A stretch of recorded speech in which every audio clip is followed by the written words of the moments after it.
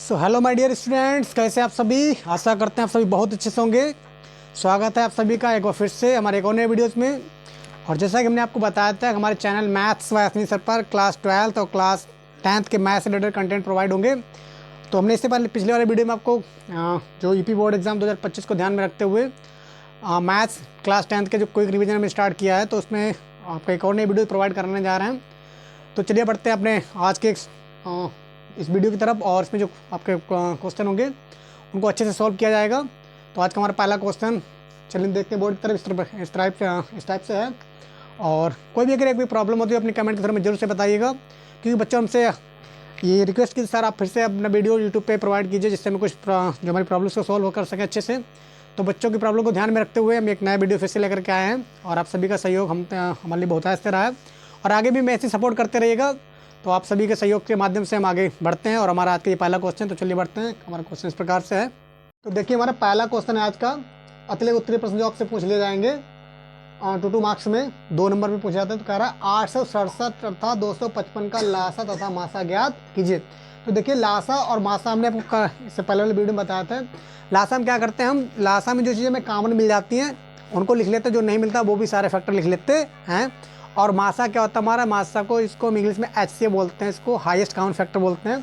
तो मासा में केवल जो फैक्टर हमें कॉमन मिलते हैं, 2 गुणनखंड और 3 गुणनखंड, जो भी सारे फैक्टर जो होते हैं कॉमन मिलते हैं उनको लिखते हैं। तो सबसे पहले हम क्या करते हैं, 867 दे रखा है, इसको हम काटेंगे 3 से, तो 3 दूनी 6, यहाँ बचा 2, हो गए 26, 3 अट्ठे 24, बचे 2, यहाँ हो गया 27, 3 27। फिर इसको क्या करें, 17 से काटेंगे, तो 17 एकम 17 बचे यहाँ कितने हमारे पास। अब देखो यहाँ 11 बच्चे हैं, तो अब 11 इसके 119, तो 17 7 119। फिर 17 को 17 से काटे तो 17 एकम 17 हो गया। तो 867 के जो गुणनखंड निकल के आए वो 3 × 17 × 17 आ गया। उसके बाद हम देख पा रहे हैं 255 के जो हमने फैक्टर किए हैं, तो 3 से काटे इसको, 3 अट्ठे 24, बचा 1, 3 पंचे 15। फिर हमने क्या किया, इसको 5 से काटा, तो 5 एकम 5, बचे 35 हो, तो 5 7 35। फिर 17 से काटा हमने इसको, 17 एकम 17। 255 को हमने काट दिया 3 × 5 × 17। अब देखो मासा क्या करें, हमने बताया था मासा जो हम निकालते हैं तो दोनों चीज़ें हमें, चाहे 2 फैक्टर हमारे पास या 2 गुणनखंड 3, जो भी जितने गुणनखंड में कॉमन देखते हैं। हम देख पा रहे हैं 867 और 255 वाले में हमारे पास कॉमन क्या है, यहाँ 3 है, यहाँ 3 है, तो उसको हम एक बार लिख सकते हैं यहाँ पर। और फिर देखो यहाँ 17 है, तो यहाँ भी 17, इसको एक बार लिखें। बाकी जो कॉमन 17 यहाँ पे एक्स्ट्रा आ रहा है उसको हम नहीं लिखें, क्योंकि यहाँ पे इस वाला 17 नहीं मिल रहा है। और यहाँ पे 5 है, इसमें 5 नहीं है, तो जो दोनों में कॉमन नहीं मिलेगा उसको हम छोड़ देते हैं। तो जो यहाँ पे कॉमन मिल जाए वो हम लिख लेते हैं। तो इसमें 17, इसमें 17 वो कॉमन मिल गया, इसमें 3, इसमें 3 वो कॉमन मिल गया। तो कितना आ गया, 17 3 51। तो हमारा मासा कितना आ गया, 51। अब लासा में क्या करते हैं, जो चीज़ें हमें कॉमन मिल जाते हैं वो नोट कर लेते हैं, जो नहीं मिलते वो भी कॉमन, जो कॉमन नहीं मिलते वो भी लिख लेते हैं। तो 3 यहाँ पर भी है, 3 यहाँ पर भी हमने एक बार नोट कर लिया। 17 यहाँ पर भी है, 17 यहाँ पर भी हमने नोट कर लिया। अब एक जो 17 हमारे पास एक्स्ट्रा यहाँ पे आ रहा है, यहाँ पर दूसरा 17 नहीं है, उसको भी हम नोट कर लेंगे। और फिर यहाँ पे हम देख पा रहे हैं यहाँ पे 5 है, बट यहाँ पे 5 नहीं है, तो उसको हम क्या करें, नोट कर लेते हैं। अब ये 3 5 की गुणा करें, 3 पंचे 15 हो जाएगा, और 17 17 की गुणा 289 हो जाएगी। अब 15 और 289 की गुणा करें तो 43, 4335 हमारा लासा आ जाएगा। तो ये रहा हमारा आंसर। बढ़ते नेक्स्ट क्वेश्चन की ओर। नेक्स्ट क्वेश्चन हमारा है, ये कई बार पूछा था एग्जाम में, इससे रिलेटेड आपको एक क्वेश्चन जरूर से मिलेगा 4 मार्क्स में, या कभी कभी 6 मार्क्स में पूछ लेते हैं। तो क्वेश्चन इस तरह से कह रहा है, सिद्ध कीजिए कि 5 + √3 एक अपरिमेय संख्या है। हमें सिद्ध करना अपरिमेय संख्या है। तो स्टार्टिंग हम थोड़ा मान लेते हैं, सोल्यूशन जब देखें इसका लिखा है, तो वो कह रहा है सिद्ध कीजिए 5 + √3 एक कैसी है, अपरिमेय संख्या है। तो पहले हम इसको मान लेते हैं, माना 5 + √3 एक परिमेय संख्या है। 5 + √3 एक परिमेय संख्या है, और जो P/Q के बराबर है, यानी कि जो 5 + √3 है वो किसके बराबर है, P/Q के बराबर है। तथा Q का मान है नॉट इक्वल्स टू 0, यानी Q का मान 0 ना होकर और कुछ भी हो सकता है। अब हमने मान लिया है, अतः P/Q बराबर कितना मान लिया, जो P/Q बराबर हमने मान लिया 5 + √3। अब यहाँ से हम देखते हैं P/Q, तो यह है, ये प्लस का 5 इधर है, किसका हो गया, ये प्लस का 5 बराबर की तरह माइनस का हो जाएगा, 5 बराबर √3 बराबर √3। तथा अब यहाँ से हम क्या जो निकल के आ रहा है, और फिर हम देख पा रहे हैं यहाँ पे कि यहाँ से क्या है 5 तथा P/Q एक परिमेय संख्या है। कैसे हम बताएं कि परिमेय संख्या, हमने मान लिया P/Q का मान क्या है, P/Q का मान हमने मान लिया 7/5, कुछ भी मान सकते हैं, यानी कि जो अंश बटे हर के रूप में उसको हमने क्या मान लिया है, एक अंश बटे हर के रूप में, तो उसको हमने पी बटे क्यू मान लिया है। अब हम देख पा रहे हैं यहाँ पे पी बटे क्यू को हमने 7/5 मान लिया और ये -5 पहले से लिखा हुआ है। अब अगर इसको हम हल करेंगे 7/5 और -5 को, तो क्या देखो 5 के नीचे ऑलरेडी जिसके नीचे कुछ नहीं उसके नीचे कितना, कुछ इसके नीचे हम 1 मान सकते हैं।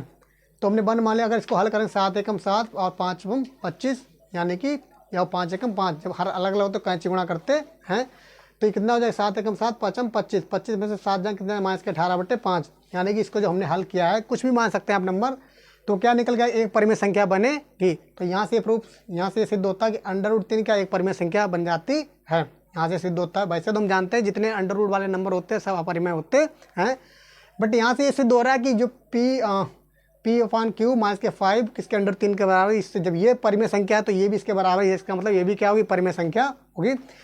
चूँकि P तथा 5 तथा P/Q क्या एक परिमेय संख्या है, इसलिए यहाँ √3 भी क्या बन जा रही है, एक परिमेय संख्या बन जा रही है। जब ये √3 परिमेय संख्या, और हम सबको पता है, हम जानते हैं कि अंडर वाले जितने नंबर होते हैं, √5 √4 √3 हुआ, √2 हुआ, √7, जितने भी अंडर रूट्स में नंबर होते हैं सब कैसे अपरिमेय होते हैं।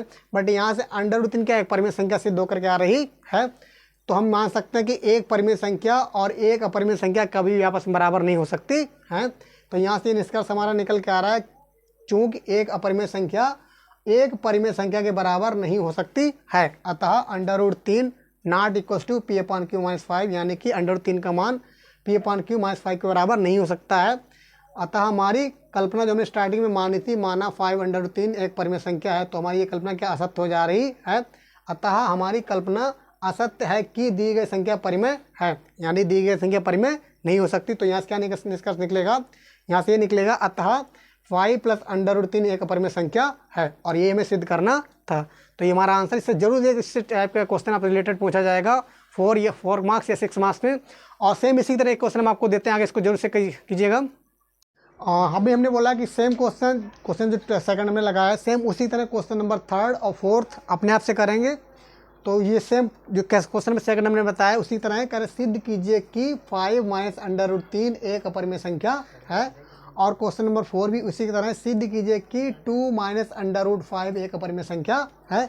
तो इससे पिछले वाले क्वेश्चन में सेकंड नंबर आपको बताया, सेम उसी मेथड से आप लगाएंगे, और जरूर हर बार बोर्ड में ये बार क्वेश्चन जरूर से पूछा जाता है 4 मार्क्स में या 6 मार्क्स में, आपसे जरूर से पूछ लिया जाएगा, तो इसको मिस मत करना। और बढ़ते अपने नेक्स्ट क्वेश्चन की ओर। क्वेश्चन हमारा है मोस्ट इंपॉर्टेंट क्वेश्चन, 5-6 बार बोर्ड एग्जाम में पूछा गया, और ये जरूर से इसको मिस मत करना, जरूर इसको बहुत अच्छे समझाना, और उसको पूरा बहुत अच्छे से आपको क्लियर करेंगे। तो कह रहा है सिद्ध कीजिए √2 एक अपरिमेय संख्या है, हमें सिद्ध करना है √2 एक अपरिमेय संख्या है। माना, तो स्टार्टिंग में सॉल्यूशन क्या देखते हैं, माना √2 क्या एक परिमेय संख्या, और हमें सिद्ध क्या करना है, सिद्ध ये करना है कि √2 एक अपरिमेय संख्या है।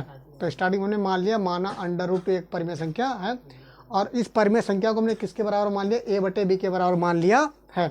जहाँ A और B क्या है, हमारे पास सहभाज्य संख्या है। सहभाज्य संख्या मतलब जिनमें केवल हमारे पास सहभाज्य संख्या जो केवल जिनमें कॉमन गुणनखंड हमारे पास क्या मिलना चाहिए, सिर्फ 1 मिलना चाहिए, और 1 के अलावा और कुछ, यानी कि एक गुणनखंड केवल दोनों में सहभाज्य संख्या जो केवल 1 से डिवाइड हो और किसी से डिवाइड ना हो, यानी कि 1 से डिवाइड होने के बाद में साथ साथ में उनका जो गुणनखंड केवल 1 आना चाहिए, उसको हम सहभाज्य संख्या बोलते हैं। तो कह रहे जहाँ A और B सहभाज्य संख्याएँ हैं, और कह रहा B का मान 0 के बराबर नहीं है, कह रहा A और B सहभाज्य संख्या और B का मान 0 के बराबर ना होगा, और कुछ भी हो सकता है। फिर हमने मान लिया जहाँ A और B सहभाज्य संख्या और B नॉट इक्वल टू 0। अब हम क्या करें, जो √2 बराबर हमने A/B माना है, तो हम क्या करें, दोनों पक्षों का वर्ग करने पर √2 का स्क्वायर हमने कर दिया, ये A/B का स्क्वायर आ गया। अब यहाँ से देखते हैं जब √2 का स्क्वायर कितना निकल के आ जाएगा, तो 2 आ जाएगा, और A/B का स्क्वायर कितना आ जाएगा, A² अब हम क्या करते हैं, B² जो बटे में इसको गुणे में जाए कितना 2B² बराबर A² हो जाएगा। तो इसको हमने समीकरण 1 मान लिया। अब देखो हम यहाँ से देख पा रहे हैं कि जो यहाँ से हम क्या करेंगे, जो 2 है इसके जो मल्टीप्लाई में है वो इसके अपॉन में आ जाएगा। तो यहाँ से क्या हमारा सिद्ध हो जा रहा है, ये निकल के आ रहा है, चूँकि 2 क्या करता है, A² को विभाजित करता है। जब 2 A² को विभाजित करता है, यानी कि 2 A को डिवाइड करता है, इसलिए 2 क्या करेगा, A को भी विभाजित करेगा। तो यहाँ से हमारा ये निष्कर्ष निकल के आता है। अब हम इसी तरह मान लेते हैं, अब माना A बराबर 2m जहाँ m कोई पूर्णांक है। अब हमने फिर से a बराबर 2m मान लिया, जहाँ 2m मान लो 2c 2d कुछ भी मान सकते हैं, 2p 2q कुछ भी मान सकते हो। तो हमने यहाँ पे माना a बराबर 2m जहाँ m कोई पूर्णांक है। अब हम क्या करें, a बराबर 2m समीकरण 1 में पुट कर देंगे कि तो अब समीकरण 1 में a बराबर 2m रखने पर तो यहाँ पे जो 2b स्क्वायर बराबर a स्क्वायर है, वहाँ पे हमने क्या कर दिया, a स्क्वायर बराबर कितना हमने 2m रख दिया आके। तो ये 2b स्क्वायर बराबर कितना 4m स्क्वायर आ गया है। तो 2b स्क्वायर बराबर 4m स्क्वायर। अब इसको हम 2 से 4 को काट दो, 2 दूनी 4 आ जाएगा। अब हम देख पा रहे हैं यहाँ पर कि b स्क्वायर बराबर 2m आ गया, यानी कि जो इसके गुणे m स्क्वायर के जो गुणे में 2 हैं, m स्क्वायर के जो गुणे में 2 हैं वो इसको क्या करें, इसको डिवाइड कर दे तो m स्क्वायर बराबर कितना आ जाएगा, b स्क्वायर अपॉन 2 आ जाएगा। यहाँ से 2 इसके मल्टीप्लाई में जाएगा तो क्या अपॉन, यानी कि b स्क्वायर 2 से डिवाइड हो जाएगा। तो समीकरण 2 से हमारा निष्कर्ष निकल के आता है, चूँकि 2 क्या करता है, b स्क्वायर को विभाजित करता है, इसलिए 2 b को भी विभाजित करता है, यह करेगा। अब हम यहाँ से देख पा रहे हैं, और सहअभाज्य संख्या का मतलब,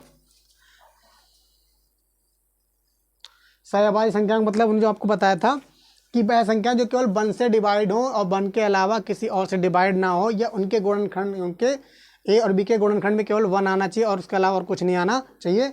बट यहाँ पे हम देख पा रहे हैं कि p स्क्वायर के गुणनखंड में भी 2 आ रहा है और a स्क्वायर के गुणनखंड में भी कितना आ रहा है, 2 आ रहा है। यानी कि अलग अलग number a square b square दोनों अलग अलग 1 के अलावा अलग अलग नंबर से डिवाइड हो रहे हैं, यानी विभाजित a स्क्वायर b स्क्वायर को दोनों नंबर 1 के अलावा और भी नंबर डिवाइड कर रहे हैं, यानी कि दोनों को डिवाइड कर रहा है, दोनों को विभाजित कर रहा है। तो यहाँ से हम समीकरण लिख सकते हैं, अतः समीकरण 1 व 2 से हम कह सकते हैं कि a और b का उभयनिष्ठ गुणनखंड 2 है। उभयनिष्ठ यानी कि जो दोनों का कॉमन फैक्टर है, कॉमन गुणनखंड कितना है, 2 है, गुणनखंड 2 है। परंतु इस तथ्य का विरोध करता है कि a और b में एक के अतिरिक्त कोई उभयनिष्ठ गुणनखंड नहीं है। हमने स्टार्टिंग में क्या माना था, a और b सहअभाज्य संख्या, यानी कि सहअभाज्य संख्या जिनमें केवल 1, दोनों में 1 कॉमन मिलेगा और उसके अलावा कुछ भी कॉमन नहीं मिलेगा। बट हम यहाँ समीकरण 1 और 2 से देख पा रहे हैं कि 2 क्या है, a और b का कॉमन गुणनखंड क्या है, 2 है। अतः a और b में एक के अतिरिक्त कोई उभयनिष्ठ गुणनखंड नहीं है। अतः हमारी परिकल्पना गलत है, जो हमने माना था कि a और b का सहअभाज्य नंबर मतलब जिसमें a का गुणनखंड 1 हो और b का गुणनखंड 1 हो, उसके अलावा और कुछ नहीं हो। बट यहाँ पे हमारे पास a और b दोनों का गुणनखंड 2 भी निकल के आ रहा है। अतः √2 एक अपरिमेय संख्या है।